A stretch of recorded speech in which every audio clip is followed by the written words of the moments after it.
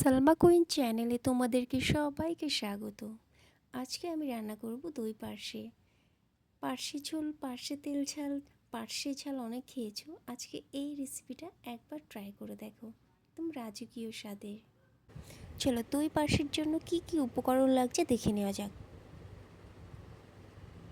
ফেটিয়ে রাখা টক দই, কালো জিরা, চার মগজ, দই পার্শের জন্য লাগছে পার্শে মাছ লবণ হলুদ মাখিয়ে রাখা, এখানে 5টা কাজু, 2টো আমন্ড, কিশমিশ, রসুন ও একটু পোস্ত, কেটে রাখা পেঁয়াজ, টমেটো, 3টে শুকনো লঙ্কা। মূল রান্নায় আসা যাক। তেল গরম হয়ে গেছে, এখন আমি কালো জিরাটা দিয়ে একটু নেড়ে নেব।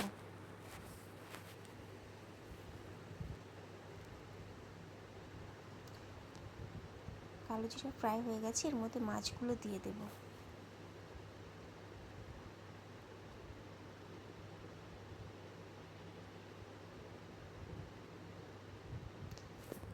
মাছটা আমি হালকা করে ভেজে নেব, খুব বেশি কড়া ভাজবো না।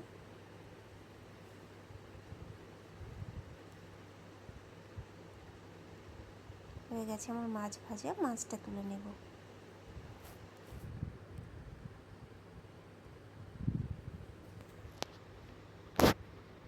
এই একই তেলের মধ্যে আমি কেটে রাখা পেঁয়াজ, টমেটো, 3টে শুকনো লঙ্কা দিয়ে দেব।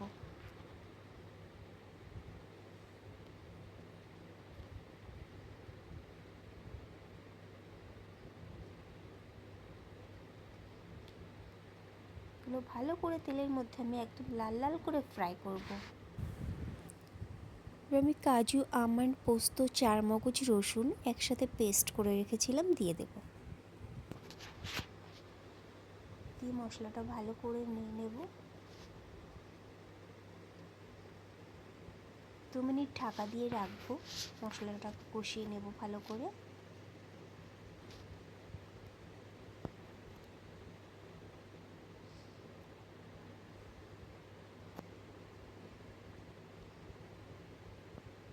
মশলা থেকে তেল ছেড়ে দিয়েছে, এই পর্যায়ে আমি ফ্যাটানো টক দইটা দিয়ে দেব।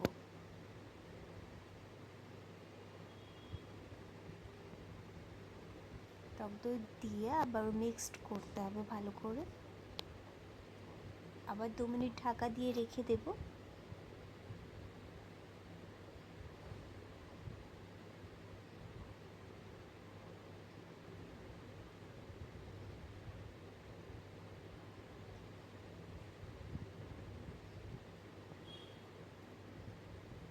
এবার আমি অল্প চিনি দিয়ে দেব।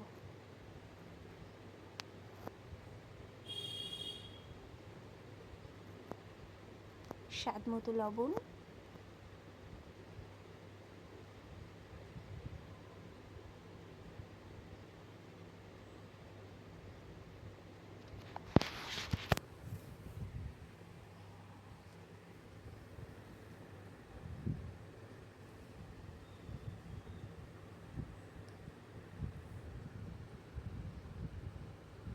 এবার আমি ভেজে রাখা পার্শে মাছটা দিয়ে দেবো এর মধ্যে।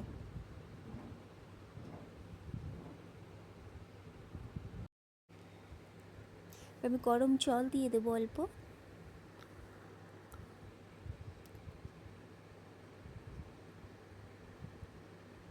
অল্প কিশমিশ দিয়ে দেব।